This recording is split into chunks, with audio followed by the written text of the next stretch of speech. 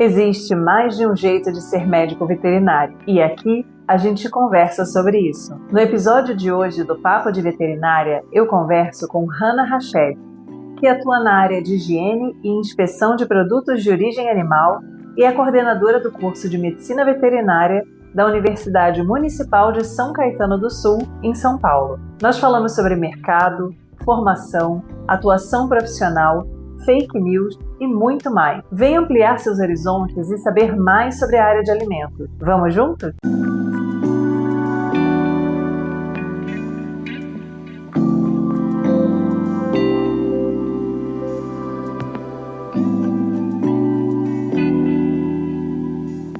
Olá, seja muito bem-vindo ao Papo de Veterinária. É um grande prazer ter você aqui com a gente hoje. Hannah Rached é médica veterinária formada pela Universidade Paulista, fez pós-graduação na FEA, da Unicamp em 2003, mestrado em Segurança Alimentar no Agronegócio, no Instituto Biológico, doutorado em Ciências Farmacêuticas na Universidade de Sorocaba e é coordenadora do curso de Medicina Veterinária da Universidade Municipal de Caetano do Sul. Então, seja muito bem-vinda, Hannah. Obrigada, Thaís. Obrigada pelo convite. Um prazer estar aqui com você e te conhecer assim ao vivo agora, né? Ao vivo ainda que ao vivo pela tela.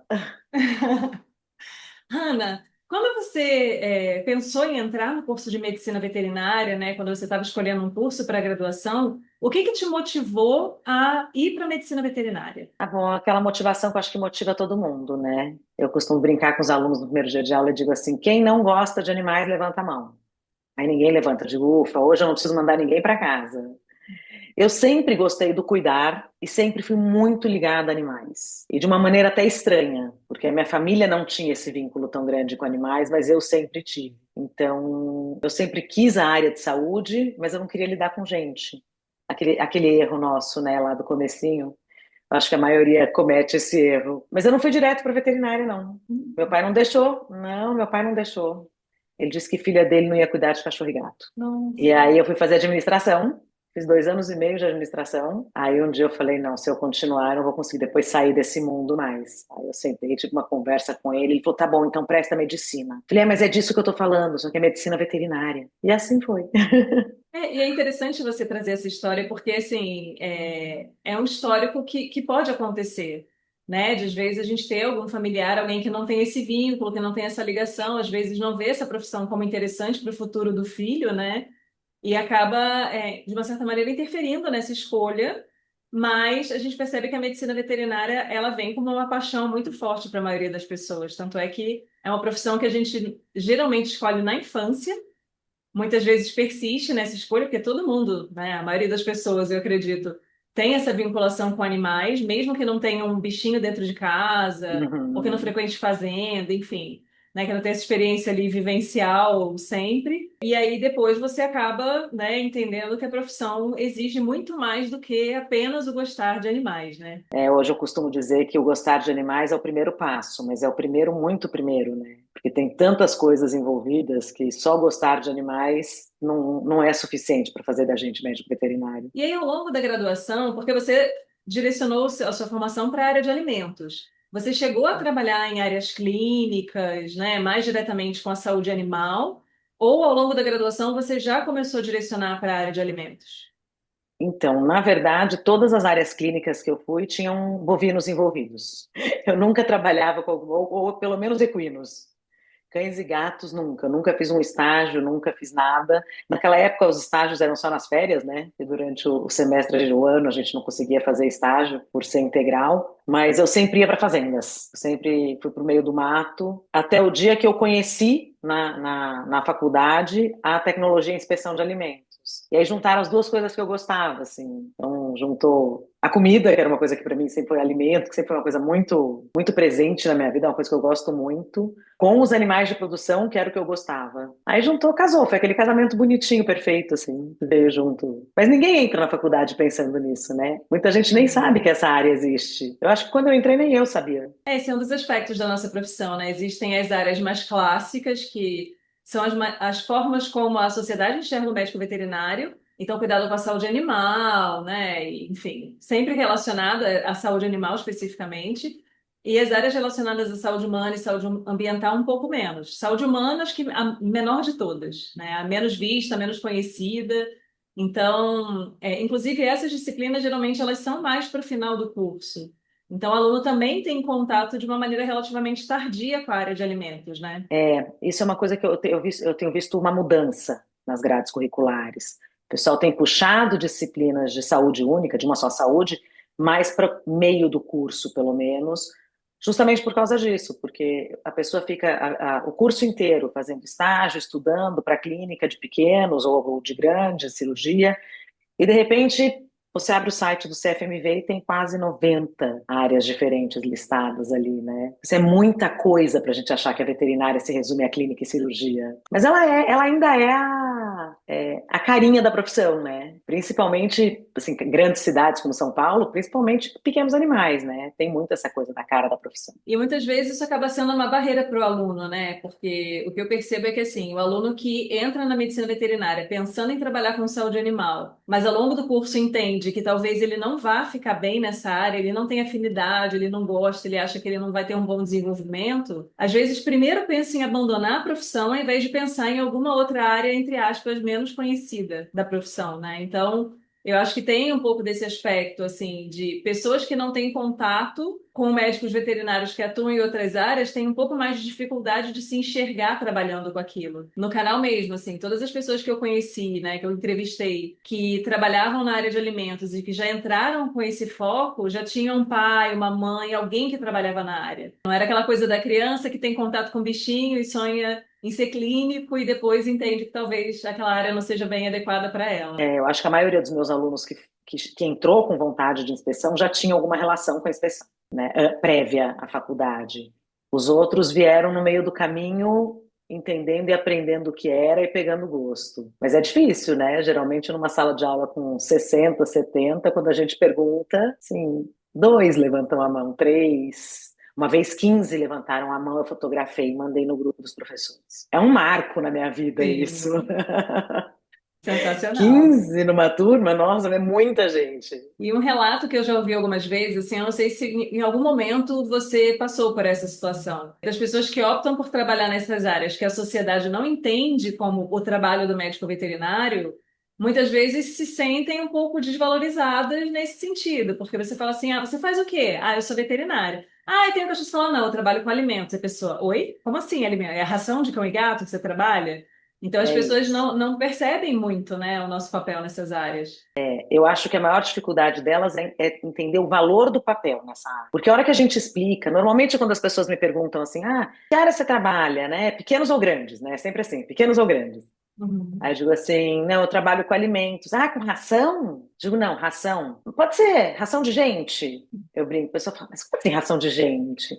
Aí eu começo a explicar, falo, olha, tudo que você come, tudo não, né? Mas uma boa parte do que você come vem de origem animal. Então, maionese, um ovo, até a carne, passando por todas as proteínas de origem animal, leite, derivados, mel. Paulo, só tem uma pessoa que conhece esses animais suficientemente bem, conhece a saúde desses animais suficientemente bem, para saber que esse alimento não vai fazer mal para quem consumir. E essa pessoa tem que estar na cadeia produtiva, que é o médico veterinário. As pessoas têm muita dificuldade realmente em ver isso. Elas olham, e mesmo quando elas entendem a importância do médico veterinário como alguém que entende da sanidade animal e que por isso pode cuidar do alimento de origem animal, elas não conseguem dar uma valoração de verdade para esse trabalho. Eu acho que eu sou uma pessoa que nunca me doí muito com isso, mas eu conheço muita gente nessa área que se dói, que fica, tem essa coisa meio, sabe, tipo, a gente não tem, a gente não é valorizado. Não é uma questão de ser valorizado ou não, é uma questão de saber qual é o papel que a gente tem na sociedade, né? Eu acho que é importante para a gente escolhe esse papel. E pensando nessa atuação na área de alimentos, você acabou enveredando para a docência. E aí, quando você se encontra num curso de medicina veterinária, né, que atualmente você é coordenadora de curso, como é que é essa questão de precisar ter um olhar amplo para a profissão, porque como coordenadora você precisa ter essa maleabilidade de entender o peso e a importância de cada uma das áreas. Então, tem que ser um olhar mais abrangente para a profissão, né? A gente não pode só puxar a sardinha para o nosso lado, daquilo que a gente conhece, daquilo que a gente sabe a importância, porque existem outras áreas dali que têm um peso e uma importância Igual. Então, como é que foi isso para você, assim, de passar para a docência, né, dentro dessa área e de depois chegar a uma coordenação de curso? Bom, minha história com a docência, ela vem, acho que desde que eu sou criança. Eu era aquela que dava aula até para as bonecas. Eu sempre gostei de dar aula, eu sou filha e irmã de professores. Então, eu sempre gostei demais e sempre quis a docência. E quando eu fui fazer o mestrado, eu fui pensando em docência. Eu não fui pensando em pós-graduação, pura e simples. E logo depois que eu terminei o mestrado, eu fui convidada, na verdade, no grupo de WhatsApp. Não lembro nem se era WhatsApp naquela época, né? Porque a gente está ficando velha, a gente já não sabe mais nem a rede social que a gente usava. Mas num grupo Orkut. da, alguma coisa assim. Não, já tinha passado, acho que do Orkut, isso. Mas uma colega de turma, uma amiga de turma, colocou no grupo dos amigos dizendo que precisava de um professor de inspeção. E aí eu chamei ela no privado e disse: Carol, eu fiz mestrado, tô louca para dar aula, amo essa área, mas não sei, eu não tenho experiência nenhuma. Aí ela falou: eu não tenho medo da sua falta de experiência, eu tenho medo de como você vai lidar com a geração de hoje. Aí eu falei: não, esse medo eu não tenho. Ela falou: então vamos tentar. E para mim foi assim, maravilhoso. Óbvio, a primeira aula que a gente dá é aquela coisa, né? Que você começa a usar aquela ponteira laser, de repente você olha, ela tá tremendo na tela, você coloca ela no bolso, põe a mão para trás, e aí vai. Ainda peguei uma turma difícil, com o pessoal mais velho, mais esperto, sabe? Mais ligado. Mas foi um aprendizado maravilhoso. E sim, só se confirmou o que eu sempre queria. Né? Então, me apaixonei por isso. Depois de alguns anos, quando eu entrei no meu doutorado, eu tinha acabado de começar o meu doutorado, um colega me indicou porque a USCS queria abrir um curso de medicina veterinária. Ah, isso foi difícil para mim, porque eu fui ensaiando mil falas na minha cabeça. A gente, naquela época, já tinha mais de 400 cursos. E para mim era uma coisa tão difícil isso, tão difícil formar esse profissional, não ter o meu viés, óbvio, né? Mas assim, antes de tudo, era mais uma. E para minha surpresa, quando eu sentei, fiz uma reunião com, na época, o pró-reitor, hoje o reitor da USCS, o professor Leandro, e eu disse para ele, falei: olha, são mais de 400, o que vocês querem? E ele falou assim: não, eu te dou carta branca, você pode fazer um curso de verdade. Aí eu falei: bom, assim eu quero, Uhum. assim eu quero brincar. Mas não puxar a sardinha, né, a brasa para mim, a sardinha, é difícil, lógico que é. Por mim, ia ter todo semestre alguma disciplina, assim, ainda ia ser separado por área, né? Um semestre só de leite, um semestre só de mel, mas a gente não pode. Então, bom, tem as DCNs, né, que vão balizar a gente em tudo isso, e eu tive muita ajuda, porque se você pensar, eu estruturei um curso do zero, sem experiência. Eu nunca tinha sido coordenadora, eu nunca tinha participado de um NDE. Então, assim, caiu uma coordenação no meu colo de um curso saindo do nada. Mas a vantagem do curso sair do nada é que você pode ir mexendo nele, né? Então, o primeiro semestre, o segundo, tem que estar estruturadinho. Aí depois você vai vendo onde estão os erros e vai ajustando antes do pessoal chegar nos semestres mais para frente, você vai mudando e pode. Só não pode mudar depois que o pessoal passou. Então, eu tive muita ajuda. Ajuda de gente da área de grandes, da área de pequenos, da área de cirurgia, da área de inspeção também, de micro, como juntar reprodução, junta, não junta disciplina, o que faz, o que não faz. E aí você acaba se balizando mais ou menos pelo mercado, né? Pega as grades das grandes faculdades e começa a se balizar pela carga horária mais ou menos delas, né? Porque senão é isso que você falou, senão vai ter inspeção todo semestre. Inspeção e epidêmio são as minhas Aham. paixões. E os alunos choram, né? Porque, assim, epidemia, principalmente, epidemiologia é uma disciplina que a gente demora a entender a importância muitas vezes. Né? Às vezes, só quando você está na atuação profissional, que você precisa sentar de forma autônoma para estudar, que você fala, gente, como é importante isso aqui, né? A epidemia foi uma que caiu no meu colo também. Assim, alguém precisa da epidemia. O Hanna, eu falei: como Hanna? Não, você é a pessoa mais próxima da epidemia aqui. Eu, mais ou menos, né? Aí eu falei: Como tá bom, assim? pera. Deixa eu dar uma estudada, deixa eu pensar, ver o que eu lembro disso. Mas por conta do mestrado, eu tinha tido estatística, epidêmio, na pós, antes também, eles davam muita ênfase para epidêmio. E eu sempre gostei dessa área. Então, para mim foi tranquilo, foi reavivar uma coisa que eu já gostava. E hoje a Epidemia é minha menina dos olhos, assim. Eu falo que se não sair com o olhinho brilhando da Epidemia, eu fico triste. E aí, assim, você trouxe uma questão, né, que é montar um curso do zero e você ir adequando ao que o mercado pede, mas a gente sabe que existem as mudanças curriculares, né, que agora a gente está tendo uma grande mudança curricular, que é o estágio no último ano do curso, então isso está mexendo muito com a estrutura de todos os cursos de veterinária. Ao mesmo tempo, muitas vezes a mudança curricular ela não consegue acompanhar a velocidade do mercado. Então, a hora que o aluno chega no mercado, muita coisa já mudou. E existe uma queixa comum com relação ao nosso curso, que durante muitos anos, vou admitir que eu também tinha esse tipo de fala, até entender que o curso de medicina veterinária ele tá para te entregar o que é técnico e específico dessa profissão. Então não adianta eu dizer, ai, mas na faculdade ninguém nunca me ensinou psicologia para lidar com o tutor no momento do luto, porque assim, isso não é uma demanda específica do médico veterinário. Existem muitas coisas específicas do médico veterinário que você tem que aprender na graduação. Outros tópicos, outros assuntos que são satélites, são extremamente importantes,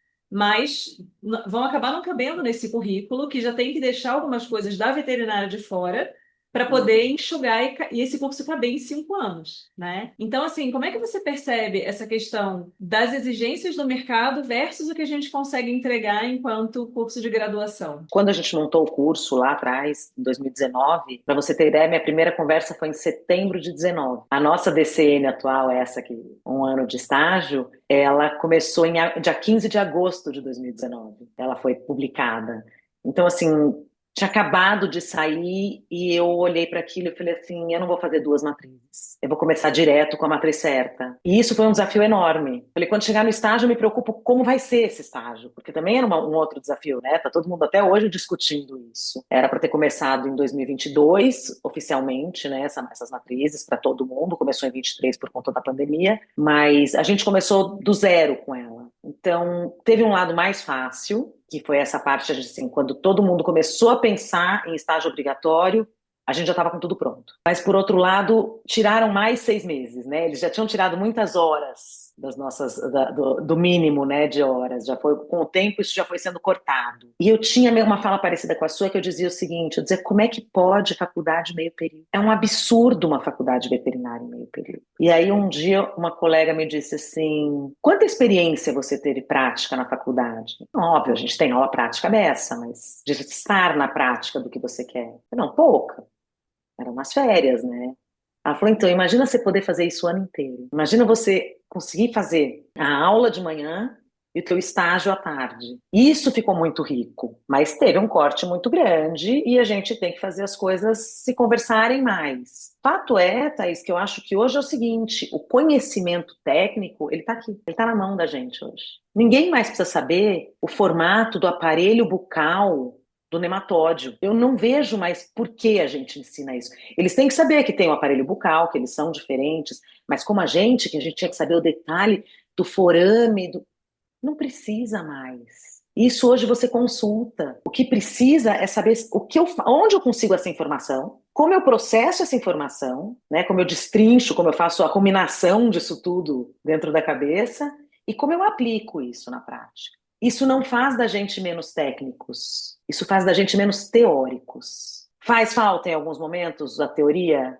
Acho que faz. Em algumas áreas eu acho que ela faz, porque em algumas áreas eu brinco, eu falo meu calcanhar de Aquiles, a imuno, por exemplo. Imuno sem a teoria da imuno não tem como você aprender aquilo. Mas a própria epidêmio, hoje a gente consegue reduzir a teoria dela muito e consegue trabalhar ela de forma transversal em doenças parasitárias, infectos contagiosos, zoonoses, na clínica.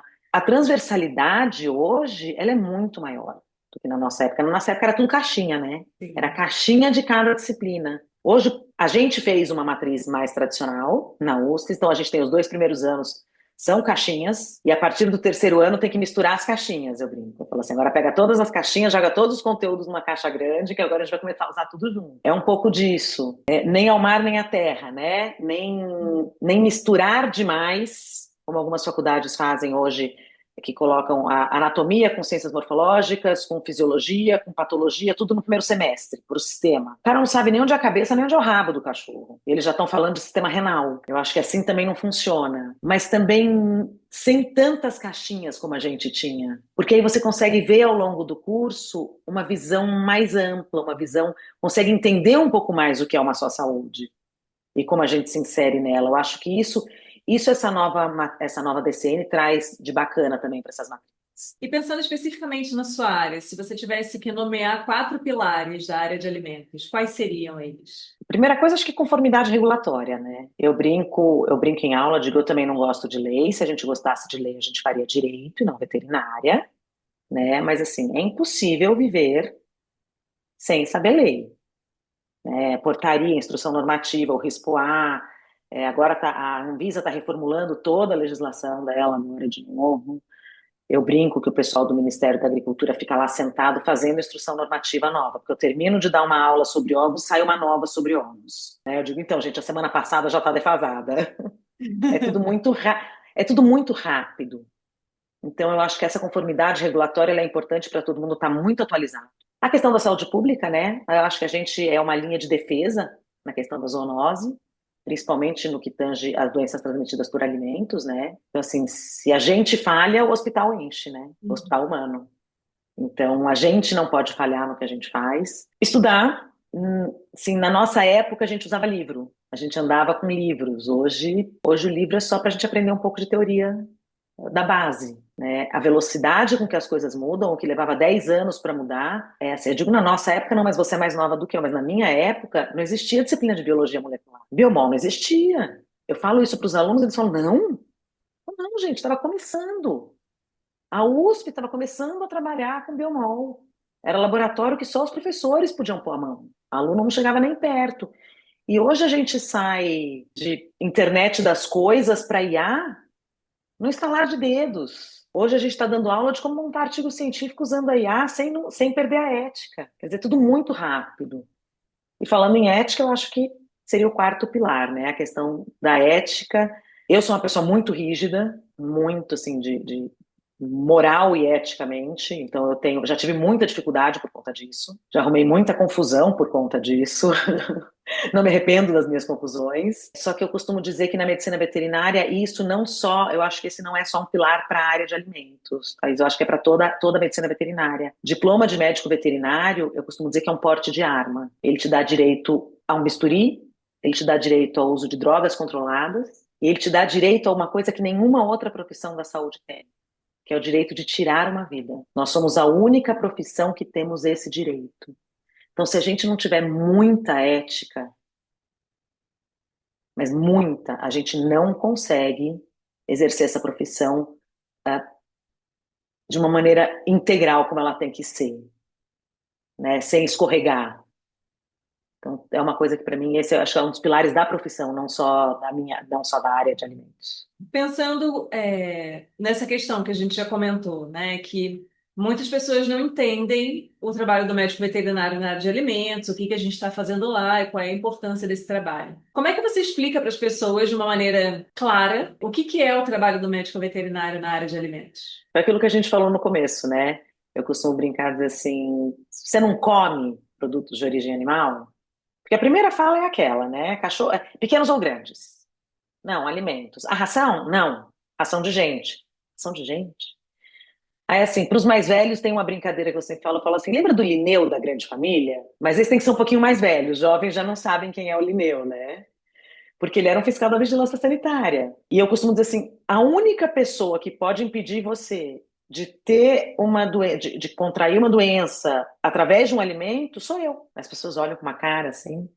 Eu digo, não eu, Hanna, eu, médico veterinário. Se a gente não cuida da sanidade animal desde a criação, do pinto de um dia, das matrizes, dos arrozeiros, né, das reprodutoras de suíno, ou das reprodutoras de gado, enfim, se a gente não cuida desde lá atrás daquelas matrizes, de toda a produção, até isso chegar na indústria de abate ou na indústria do leite, quem vai cuidar? Aí as pessoas geralmente falam assim, mas todo mundo sempre comeu, né? Nunca teve isso. Eu falo, ninguém morre. Eu digo, então, morre. É que a gente não sabe que foi por causa da comida, mas morre. E não é pouco. É, A gente não tem dados no Brasil, né? É a história sim. da epidemiologia. A gente não tem a estatística para poder olhar para a epidemiologia. Às vezes as pessoas acreditam que precisam de uma referência muito próxima, né?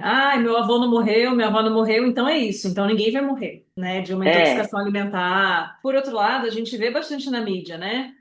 Surto porque as pessoas ingeriram listéria, o próprio botulismo, né? Eventualmente acontece. Então, assim, uma série de situações, salmonelose, e que muitas vezes as pessoas não relacionam esses surtos com o papel e a atuação do médico veterinário, acaba ficando mais na esfera do médico humano, né? Ah, quem é que vai atender essa pessoa? E não toda a cadeia que veio anterior a isso. Então, acho que tem esse aspecto, né, da gente precisar meio que tá sempre batendo nessa tecla, assim. A O gente médico humano não pensa, entende, né? sim, sim, Eles não conseguem. Para eles, eles olham para aquilo. Eu tenho uma situação. Posso fazer um? A gente tem tempo para fazer uma? Para contar uma historinha? claro. Eu tenho uma situação. Nossa, minha irmã vai me matar depois dessa. Eu tenho uma irmã médica e eles faziam reunião com os residentes. Ela, a chefe, a chefona, ela que era a chefe, né, a chefinha e os residentes. E eles pediam um sanduíche de metro aqui no Incor, em São Paulo, né, dentro do maior complexo público da América Latina, né, que é o Hospital das Clínicas. E eles pediam ali nos Jardins, área nobre de São Paulo, numa padaria, sanduíche de metro, que eles faziam essas reuniões clínicas na hora do almoço. Eu não lembro se foram 8 ou 10 pessoas que comeram, todos passaram mal. A mais velha, que era a chefe dela, foi para UTI, ela ficou internada 2 dias, e os mais jovens, né, Deus abençoe a imunidade dos mais jovens, os mais jovens acabaram tratando em casa. Era alguma bactéria, né, pela sintomatologia, eu fui acompanhando, mas ninguém notificou. Eles não sabiam que precisava notificar. Ninguém colheu um exame de fezes para fazer um isolamento e saber que bactéria era. Eles simplesmente entraram com antibiótico de amplo espectro, quando eles entenderam que era uma bactéria, e só foi notificado porque rolou risco de cisão de família, sabe? Eu fiquei tão brava com aquilo que eu falei, não, gente. Aí minha irmã foi e fez a notificação. Ela falou, nossa, é tão simples notificar. Eu falei, é. E como eles são um hospital, a vigilância deu a devolutiva e não tinha papel toalha, não tinha sabonete no banheiro dos funcionários. Quer dizer, de onde veio? Né? De onde a gente sempre conhece. E a gente ainda brinca, fala que né, do produto de origem animal, mas a maioria das vezes é o próprio manipulador, né? Que está fazendo a Sim. contaminação. Então isso, É, isso é isso é um bastante aspecto que, complicado. assim, até na própria pandemia, né, eu acho que se bateu muito nessa tecla, que as pessoas tinham que ser instruídas sobre como lavar as mãos, que é uma coisa que, em tese, a gente deveria saber fazer há uns 10 mil anos, mais ou menos, né? E outro dia eu estava conversando, estava numa reunião, e uma colega que trabalha na saúde pública, né, na prefeitura, ela falou, gente, existe o Dia Mundial da Lavagem de Mão, porque são coisas assim, que deveriam ser tão elementares e não são. As pessoas ainda esquecem, né, de lavar a mão, da importância de questões muito básicas de higiene. E normalmente não se relaciona o olhar do médico veterinário nesse contexto, né? E eu acho que todo mundo que convive com médico veterinário que trabalha com alimentos deve ter essa experiência, né? De uma chamada de atenção assim, ó, não deixa a esponja dentro da pia, ó, não lava a carne do frango. Ó, toma cuidado com isso daqui, né? Pô, não come nesse lugar, não. Olha a unha do cara que tá manipulando alimento. Então, assim, quando a gente tem uma proximidade com pessoas que estão nessa área, a gente começa a ter essa chamada de atenção para aspectos que às vezes a gente deixa passar batido, né? Principalmente na juventude, que passa aquela fase do podrão, né? O sanduíche ali na carrocinha, na pracinha, né? Aquela coisa 100% duvidosa. Se tem uma diarreia, tá bom, tá tudo bem, né? Viva a imunidade, como você comentou. Mas são questões que são importantes, porque assim. Ah, entre aspas, teve apenas uma diarreia e ficou tudo bem, mas às vezes pode desenvolver uma alteração mais grave, né? Pode ter algo que deixa alguma sequela. E às vezes a gente deixa passar batido. A gente está falando de uma diarreiazinha causada por algo do tipo uma toxina, mas a gente não está levando em conta um campylobacter, uma salmonela, a listéria, né, que cresce em geladeira, que as pessoas sempre esquecem da listéria. Aqui em casa, obviamente, você pode imaginar que o pessoal diz que mora com a vigilância sanitária, né? Tem uma briga séria, mas assim, minha filha, hoje ela já não está tanto porque ela já está na fase de adolescência, ela já está mais rebelde com isso. Mas uma vez, quando ela era pequena, ela fez o pai entrar em 3 padarias até comprar frios. Porque ela olhava a fatiadeira, ela dizia, não, papai, tá muito sujo aqui, a gente não pode comprar. Aí na terceira ele falou, nós vamos comprar nessa, senão nós não vamos levar mais nada. Mas Aí eu excelente, o achei, legado está sendo deixado, né? Porque é sobre isso. Eu acho que essa cultura, ela muitas vezes acaba se espalhando muito mais no boca a boca, de repente sua filha sinalizar para alguma coleguinha dela, ó, não, preste atenção, olha a cara desse frio aqui, dessa fatiadora, né? Pô, não, vamos para outro lugar, do que às vezes na nossa própria fala, né? uhum. Ah, As com pessoas certeza. muitas vezes não nos procuram como uma referência para esse tipo de situação. Não, geralmente eles procuram ou médico ou nutricionista, né? Que Sim. são funções completamente diferentes da nossa, né? Não tem. É. pessoal fala, tem uma rixa. Não, não tem, gente. Cada um tem um papel completamente diferente nessa cadeia. E aí, aproveitando esse gancho, você poderia comentar 3 mitos sobre a sua área de trabalho? A primeira é inspeção dá dinheiro. Eu não sei de onde vem esse mito, mas todo mundo acha que a inspeção dá dinheiro. Dá dinheiro? Pode dar. Uma clínica pode dar, como qualquer área pode dar. Hoje em dia, com mais de 500 faculdades, jogando gente no mercado, e não é só na veterinária, né? A gente sabe disso. No direito, na odonto, até na medicina, né? A medicina é que o Conselho Federal de Medicina ele é um pouco mais duro, mas até na medicina hoje o número de faculdades é muito grande. Então, com o número de profissionais que a gente tem no mercado hoje, não basta você ser bom, tem que ser muito bom, você tem que ser muito fera no que você faz. E aí você vai ganhar dinheiro. Assim, mas é um mito engraçado. Eu acho que por conta do pessoal do ministério, que tinha salários melhores, né? Outro mito é o do não mata engorda, né? Ou a teoria dos 5 segundos. A teoria dos 5 segundos eu quero morrer com ela. Eu fico imaginando a bactéria no chão contando até 5 para ver se ela pode ou não subir naquela comida. Tem uns videozinhos engraçados sobre isso até. E a outra é que a gente não faz muita coisa, porque afinal de contas é só assinar RT, né? Essa para mim é o pior de todos. E tem muita gente fazendo só isso. E essas pessoas não têm ideia de que elas são responsáveis civil e criminalmente se acontecer alguma coisa a alguém. Então, assim, assinar uma RT é uma coisa muito séria. Né? Não é uma brincadeira. Mas a gente vai desmistificando aos poucos, né? Sim, um passinho de cada vez. Um passinho de cada vez. E aí, considerando essa questão, né, que hoje em dia a gente tem uma quantidade muito grande de profissionais caindo no mercado, a gente sabe que muitas vezes isso não corresponde a uma qualificação de fato. Uhum. Então cai um volume grande, tem que passar numa peneira ali, porque tem muita gente que ainda não está adequadamente preparado para atuar profissionalmente.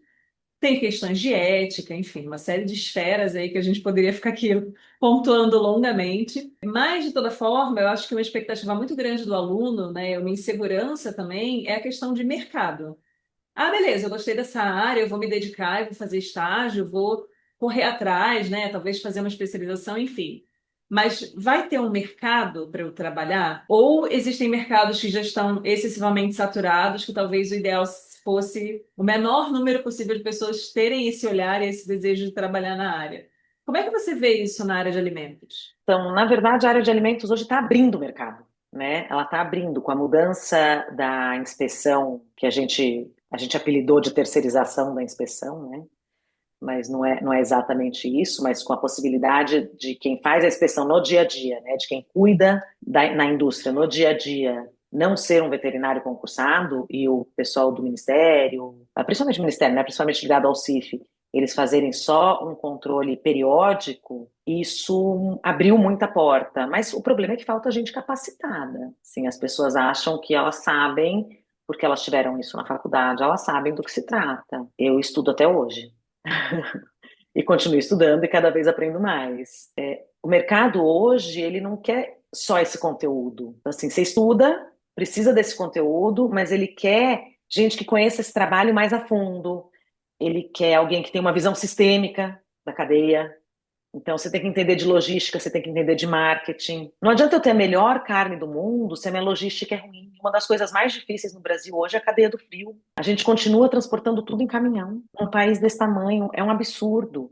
Então, assim, tem que entender de rastreabilidade, tem que saber fazer um recall, tem que ser criativo para encontrar uma solução, tem que saber se comunicar, trabalhar em equipe, ter liderança. E você vai conversar com gente de todos os níveis hierárquicos quando você trabalha dentro de uma fábrica. Desde o cara que está ali fazendo uma desossa até o diretor da empresa. E você precisa se fazer entender por todo mundo. Então, as conversas, inclusive, que a gente tem, às vezes, com o pessoal de empresas, não só dessa área, de outras, a indústria farmacêutica reclama muito, muito.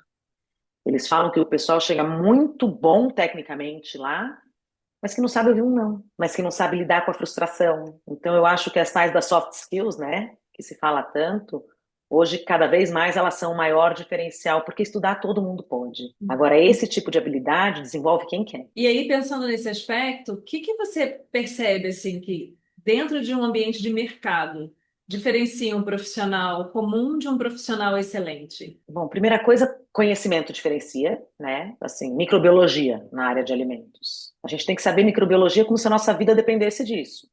Porque a vida do consumidor depende disso. Então, a microbiologia, para a gente, ela é muito importante. E saber saber o que os outros não sabem. É aquilo que você estava falando, tem coisas que a gente não aprende na faculdade, mas que a gente precisa aprender. Ah, a gente tem a aula de administração, mas a gente não sabe fazer gestão. Na clínica, isso a gente vê na clínica claramente, que na clínica o cara tem que gerir o negócio dele, né? Diferente de um RT, por exemplo, na indústria. A gente brinca, fala que vende o almoço para comprar o jantar, porque não entende de precificação, não entende de cadeia produtiva, não entende. Não adianta dizer o que tem que ser feito. Ah, isso daqui não pode. Ótimo, não pode. Então, como resolve? Porque apontar o dedo e dizer o que está errado, todo mundo sabe fazer. Trazer solução diferencia o profissional. O cara que consegue olhar para aquilo, ser criativo, ser inovador, pensar fora da caixa e trazer uma solução para o problema. Esse é o profissional que vai se destacar. Eu acho que a minha pergunta seguinte acaba conversando um pouco com essa pergunta anterior, que é o que que o mercado, o que que na sua percepção o mercado mais valoriza hoje em dia, né? Porque a gente sabe que tem essa questão, assim, o que eu percebo dos alunos, de maneira geral, é que eles são excessivamente preocupados com o desempenho dentro do conhecimento técnico. Então, assim, eu preciso estudar, eu acho que aquele meu colega que tira boas notas na prova é o que vai ser o melhor profissional e o que vai ter mais oportunidades. E se por qualquer razão na minha vida eu não consigo ter um bom desempenho acadêmico, isso quase necessariamente, nessa fase que eles estão, né? Quase necessariamente significa que eu tenho muito menos chance de ter sucesso, de alcançar aquilo que eu desejo. Então, eu já me sinto meio, né, em desvantagem nesse aspecto. E muitas vezes a questão do desenvolvimento humano, de outras habilidades, né, que a gente precisa ter, fica um pouco de lado, porque a Faculdade de Medicina Veterinária ela é muito densa, ela exige muito do aluno, é muito conteúdo, são muitas áreas diferentes, né, para dar conta, para ter esse contato. Depois que a gente forma, né, eu acho que depois que a gente vira professora, principalmente, a gente entende como é muito uma pincelada em muita coisa, porque o conhecimento é muito mais profundo e muito mais amplo do que a gente consegue oferecer numa disciplina de graduação. Mas para o aluno aquilo é tudo, né? Que ele precisa saber naquele momento. E quando chega na hora do mercado, às vezes o olhar do mercado para aquele profissional é diferente. Porque o conhecimento técnico, muitas vezes, ele é treinável. Você ajusta, né? Lógico que a pessoa tem que ter uma base, a pessoa tem que ter, né, habilidades ali importantes, mas muitas coisas podem ser treinadas e podem ser ensinadas depois que a pessoa já está dentro da empresa. Mas tem algumas questões ali que não tem como. Caráter, por exemplo, é uma delas, né? Então, caráter, a questão do relacionamento interpessoal, você ser uma pessoa flexível, porém tem momentos que você tem que ser firme, né? Você saber apontar soluções, como você comentou.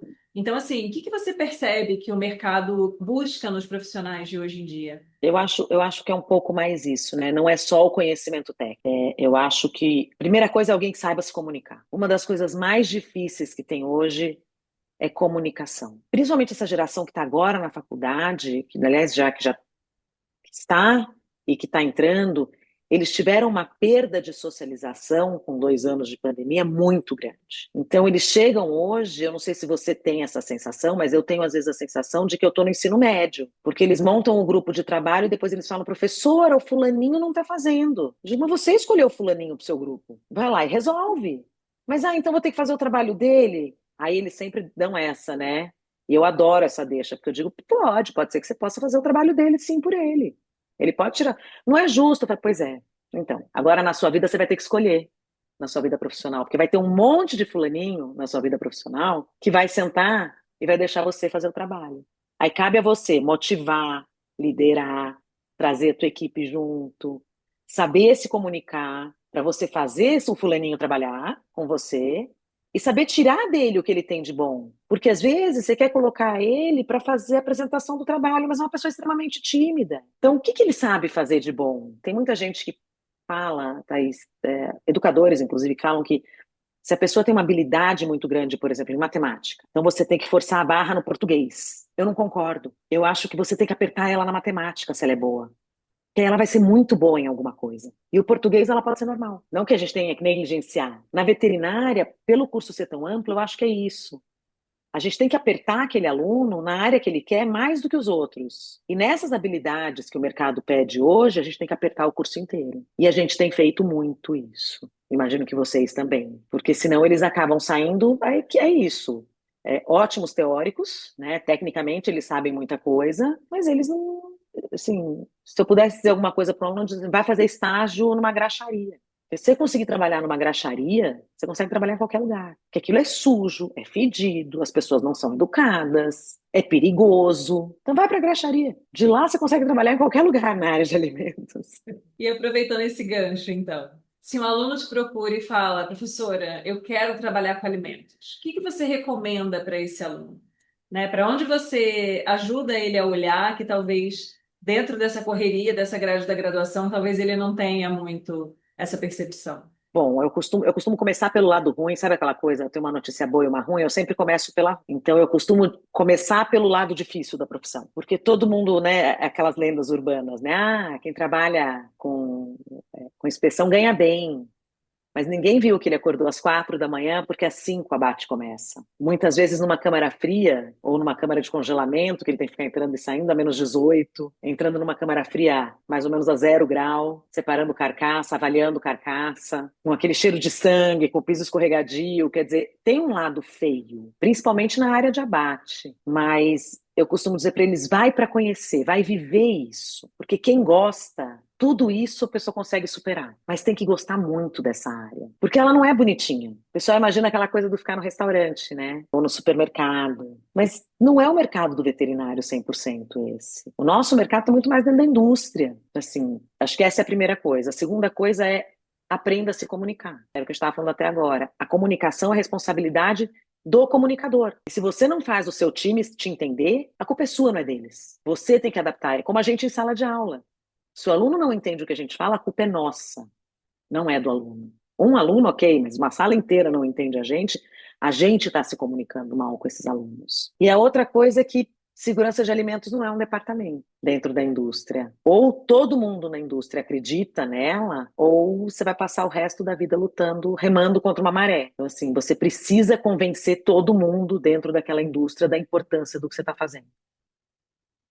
Se você não trouxer esse time inteiro para trabalhar nisso, ela vai ser sempre para inglês ver, para cumprir norma, para preencher papel, sabe? Para fazer o PAC bonitinho.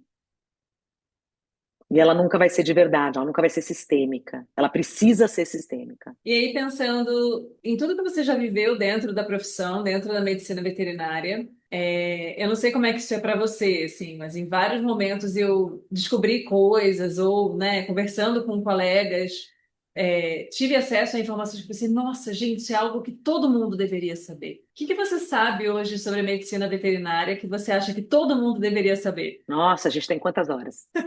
Quantas você quiser, fica à vontade. Não, isso é difícil, porque a coisa que eu mais queria era que as pessoas entendessem o nosso papel dentro da Uma Só Saúde, que não é só zoonoses, que é muito mais amplo do que isso, que é um tripé que se desequilibrar de alguma maneira, perde, ele vai embora, né? A saúde vai embora, e toda a saúde, a humana, animal, ambiental. E a outra coisa que se eu pudesse dizer assim, principalmente para os alunos, não procura culpa na sua profissão, não tá boa, em você ser mal remunerado. Mostra a solução para as pessoas. Hoje, na área de alimentos, a gente está fazendo um trabalho muito bacana com o pessoal do Ministério, que começou aqui em São Paulo, que é a Rede Proeza, que é um grupo de educação sanitária, e vai sair agora o primeiro livro do Proeza para consumidores. Então, a gente fez só mensagens de voz e texto para serem disparadas por WhatsApp, para colocar infográfico, é tudo. A gente trabalha sempre com uma comunicação muito acessível para o público que é. E agora vai sair o de alimentos para o consumidor. Então, agora assim, como diferenciar um bacalhau? O que que é um leite UHT? O que que são as cores no fundo da caixinha do UHT? Eu não aguento mais falar sobre as cores no fundo da caixinha. Que não tem dinheiro que vale a pena o reprocessamento daquilo. Assim, quais são as principais fraudes? Que um mel pode açucarar e deve açucarar, né? Porque isso mostra que ele não é fraudado, muitas vezes, que ele pode ter sido até de outras maneiras, mas que é mel de verdade. Então, assim, dentro da área de alimentos tem uma infinidade de coisas que eu gostaria que as pessoas soubessem. E mesmo dentro das outras áreas, mesmo dentro da docência, mesmo dentro da clínica, né? O que as pessoas entendem como bem-estar animal. A gente está numa onda de bem-estar animal agora que tudo virou maus tratos, tudo, as pessoas estão confundindo bem-estar com humanização. Uhum. Isso é um erro enorme, enorme. Cachorro não é gente. Ah, ele é meu filho, pode até ser, mas ele não é da sua espécie. O gato não é da sua espécie, eles têm necessidades diferentes das suas, em todos os sentidos, de interação ambiental, tudo. Então, assim, hoje, se eu tivesse assim que dizer o que eu quero dizer para as pessoas, eu passo aqui 3 horas falando assim tranquilamente com você.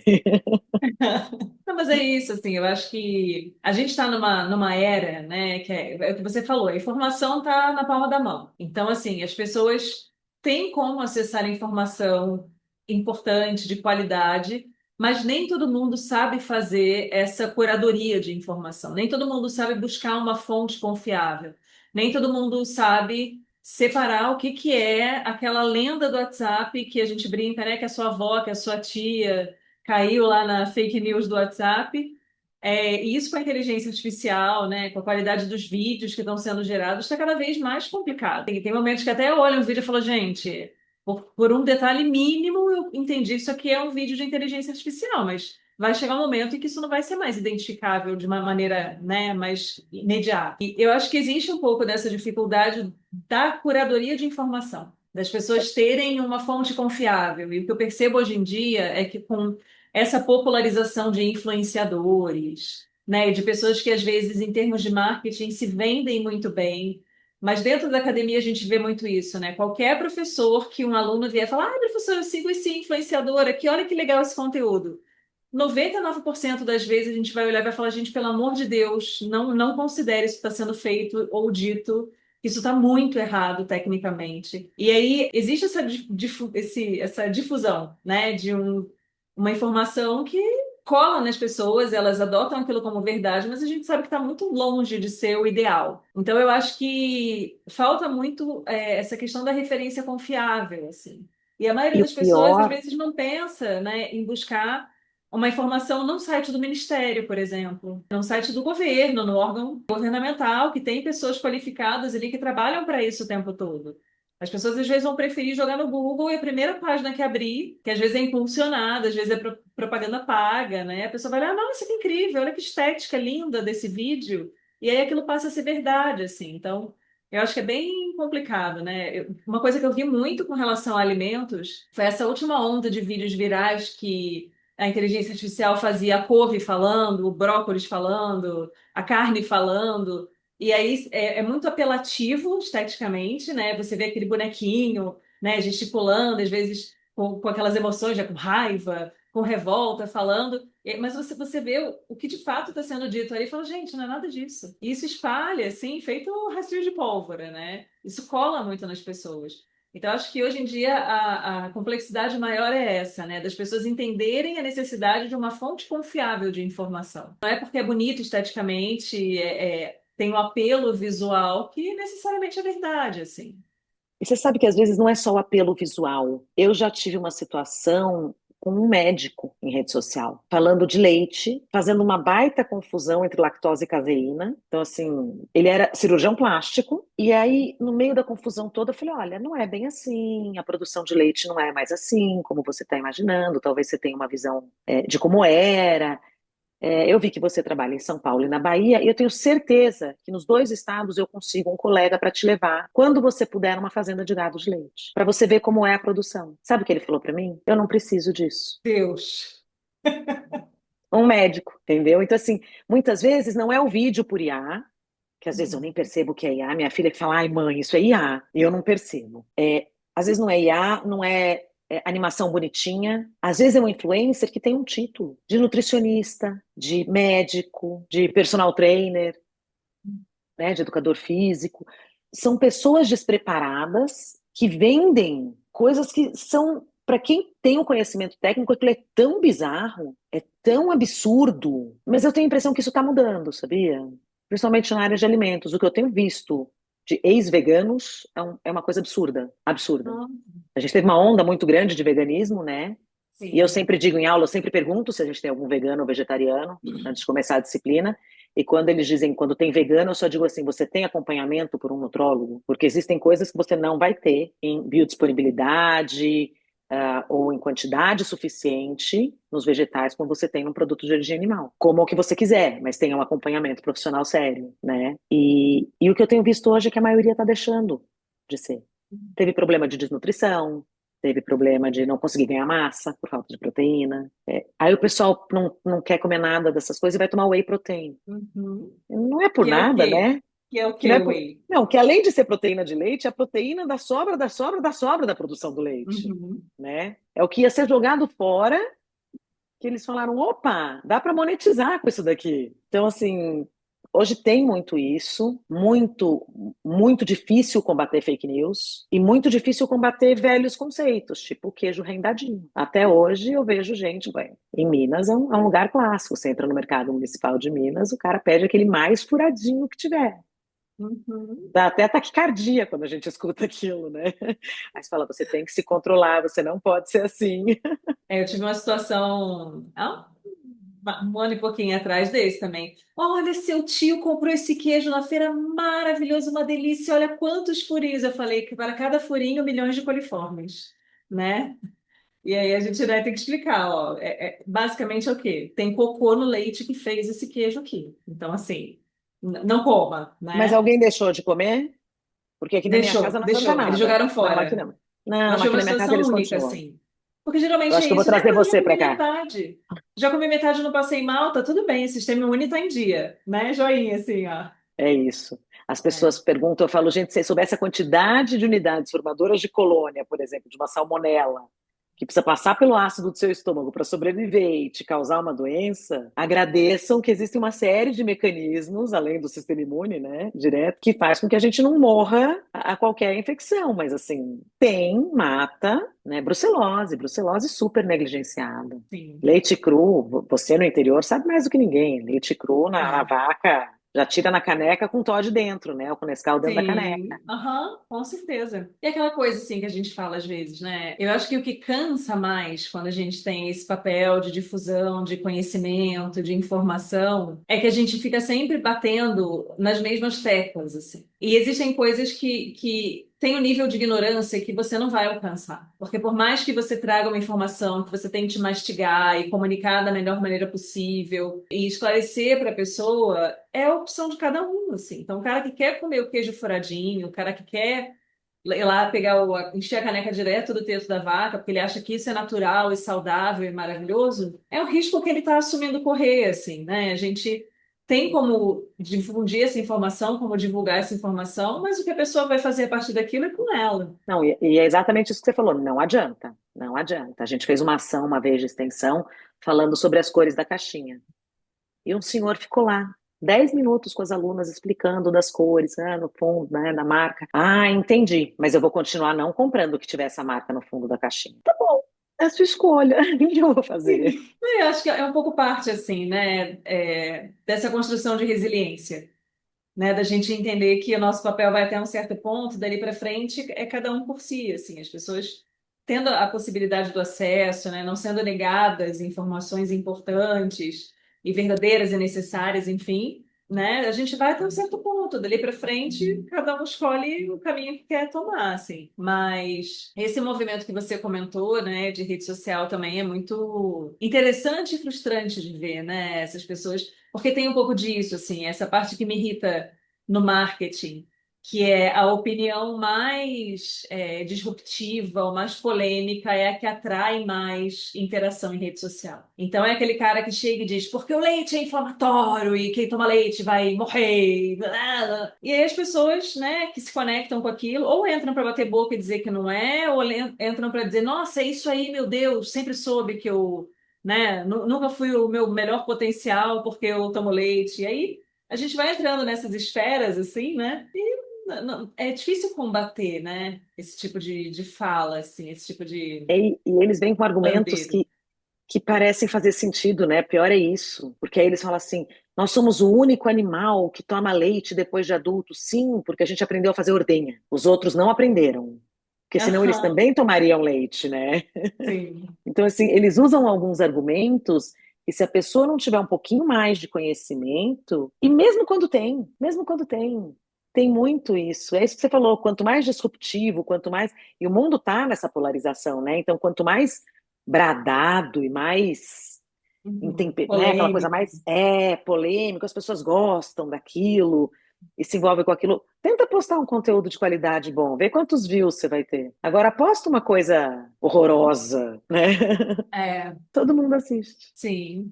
Nas áreas clínicas é assim, né? É uma coisa que me pega um pouco nesses perfis de Instagram, porque assim, tem perfis que bombam em determinados períodos, né? Então, nossa, começa a aumentar o número de seguidores e sempre tem aluno que chega com vídeo na aula para mostrar, professor, olha isso aqui que eu vi, olha que técnica legal e tal. Aí você tem três síncopes antes de respirar e responder para o aluno, pelo amor de Deus, não. E é um pouco disso, assim, quanto mais sangue, quanto mais perna pendurada, quanto mais procedimento radical, mais aluno fala, meu Deus, que incrível.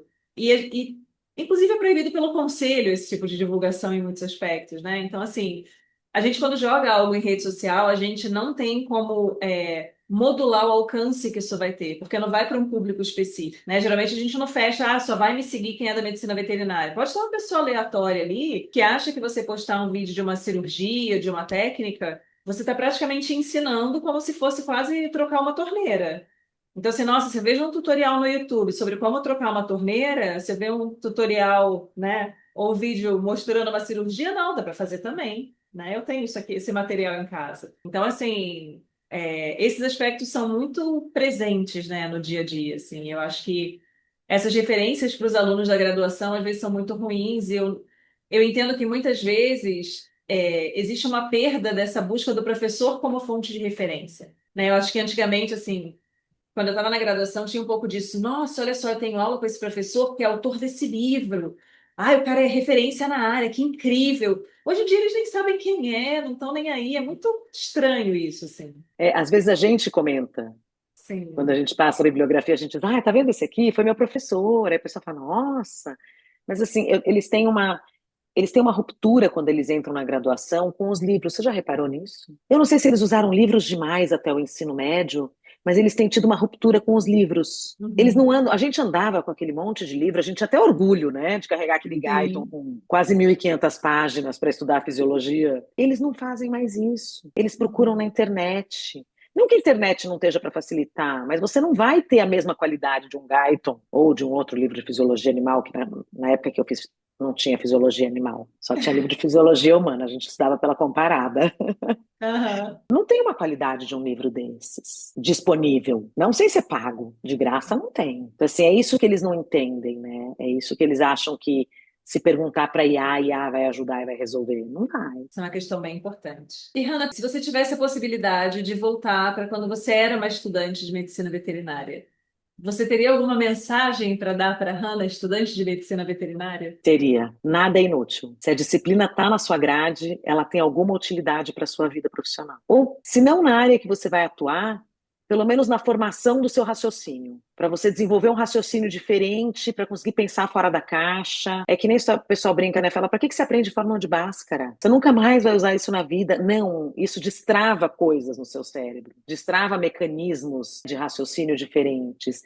Então, assim, não existe nada inútil. Apesar de eu nunca querer, eu nunca quis clínica de pequenos, por exemplo, mas até hoje eu vejo discussões sobre questões clínicas, ou quando é um animal meu, né, um meu cachorro, eu consigo entender e consigo me envolver e tenho um raciocínio clínico. Mas porque lá atrás isso foi desenvolvido. Então, eu nunca mais estudei isso. Passa a fazer parte como uma lógica. Então, assim, não foge de disciplina nenhuma. Todas elas têm um porquê de estar lá. Até porque com a grade apertada do jeito que é hoje, a gente não colocaria ela na grade se ela não tivesse nenhuma função, acredite. A gente ia usar esse horário para outra coisa, Com certeza.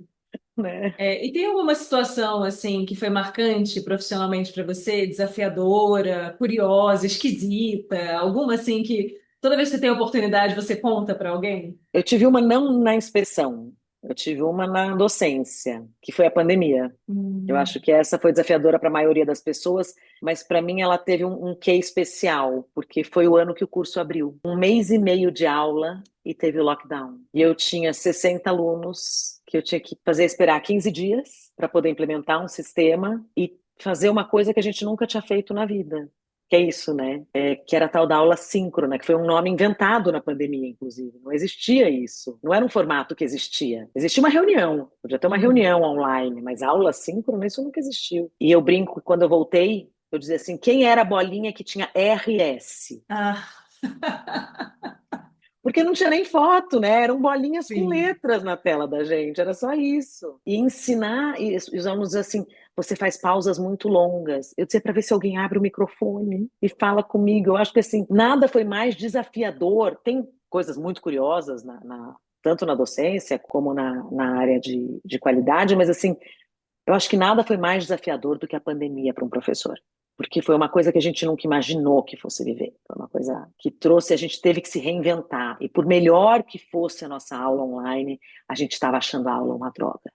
O aluno até Uhum. podia não estar, mas a gente sabia que aquilo não era bom, que aquilo era o que tinha para hoje, sabe? Naquele momento. Eu acho que isso para mim foi assim, o maior desafio que a gente teve até hoje. Eu acho que foi um dos momentos mais solitários para o professor, né? Porque era isso, a gente entrava numa sala, tinha várias bolinhas com duas letrinhas, né, de cada aluno, e você ficava ali horas falando, você com a câmera aberta falando para uma câmera, ninguém interagia, ninguém falava nada e você não via as pessoas, então era uma sensação muito solitária, assim, de realmente não saber, tipo, cara, o que eu tô fazendo aqui? Então foi realmente um desafio muito grande, assim. Nossa, era ruim Mas eu acho demais, né? que.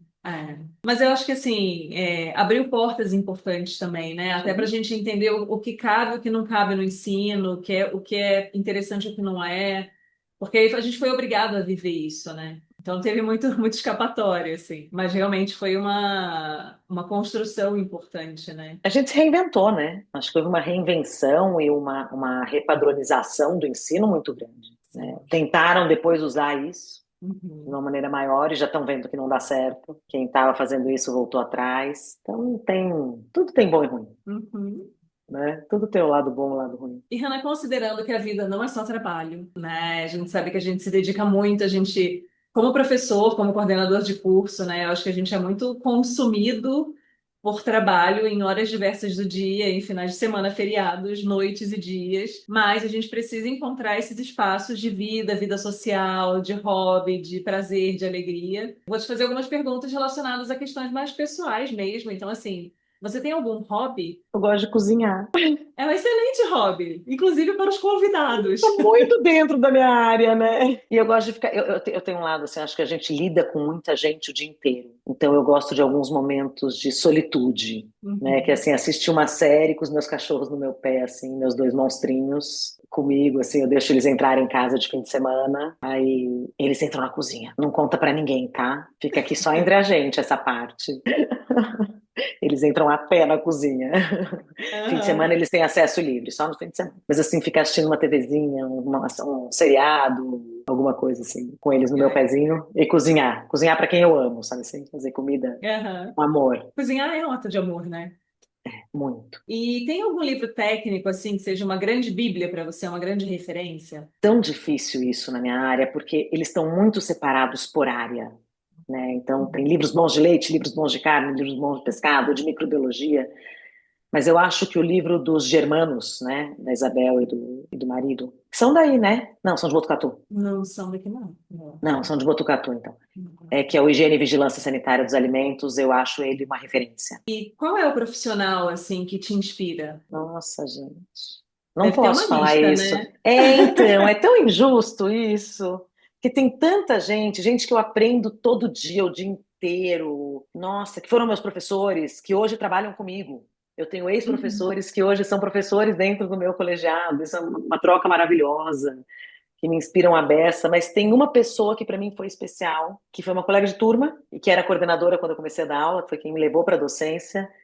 Não por ela ter só me levado, mas porque ela me ensinou muito nesse caminho. Ela sabia que eu gostava e ela abriu um leque de aprendizagem para mim. Até hoje a gente troca muito, que é a Carol, é a Ana Carolina Porto. Ela me ensinou assim. Ela é uma pessoa que me inspira e o amor dela pela docência me inspira mais ainda. E aí, pensando ou em um filme ou em um livro de ficção, ou seja, um livro que não seja técnico, que seriam assim? Quais seriam os primeiros que passam pela sua cabeça? Livro, eu li o Torto Arado há pouco tempo, que eu achei maravilhoso. Mas tem um filme que eu sou apaixonada, que é O Menino que Descobriu o Vento. Que apesar dele ser baseado em fatos reais, né? Ele, ele mostra uma resiliência, uma capacidade de inovação, sabe? Ele traz essa gana que eu sinto falta nas pessoas hoje. Eu acho esse filme incrível. Eu acho ele inspirador. E aí, para a gente finalizar o nosso papo, você gostaria de deixar alguma mensagem final para o pessoal que está nos assistindo? Queria te agradecer, sou fã. Você, seu canal está cada vez mais bacana, trazendo mais coisas diferentes, mais coisas bacanas. Para quem gosta dessa área, busque informação de verdade. Você falou agora há pouco sobre o Google. O problema é que não é nem no Google que eles estão procurando, é no TikTok, é no Instagram. E isso é muito pior, porque o perfil que viraliza não é o perfil bom, geralmente, né? São poucos os bons que viralizam. Então, que busquem informação de qualidade, que procurem se capacitar, que lembrem que pós-graduação não é especialização. Você não sai especialista de uma especialização. Para você ser um especialista numa área, você precisa de muito estudo, de muito mais do que um curso de pós-graduação, lato sensu, e correr atrás, gente. O mercado está difícil para todo mundo. Você tem que ser muito bom no que você faz. E para isso você tem que gostar do que você faz, porque fazer uma coisa que você gosta todo dia é aquilo que você falou, tem dia que dá vontade de matar. Imagina fazer uma coisa que você não gosta só por dinheiro, não dá, não dá. A gente tem que fazer o que a gente ama, senão a gente não consegue viver. Sim, com certeza. É isso. Ana, muito obrigada pela sua participação. Foi maravilhoso o nosso bate-papo. Eu acho que tem linhas aí para a gente puxar assuntos que poderiam desdobrar por muitas horas e horas, mas eu queria te agradecer de coração por você estar aqui com a gente hoje, compartilhar um pouco da sua história, um tanto do seu conhecimento. E a gente pede para o pessoal que está aqui nos acompanhando para lembrar de curtir o vídeo, comentar, enviar para os colegas de profissão, né? Um colega que de repente gosta, tem afinidade pela área. E a gente volta na próxima semana com outro médico veterinário falando sobre a sua área de atuação. Até lá. Eu que agradeço, um prazer estar aqui com vocês.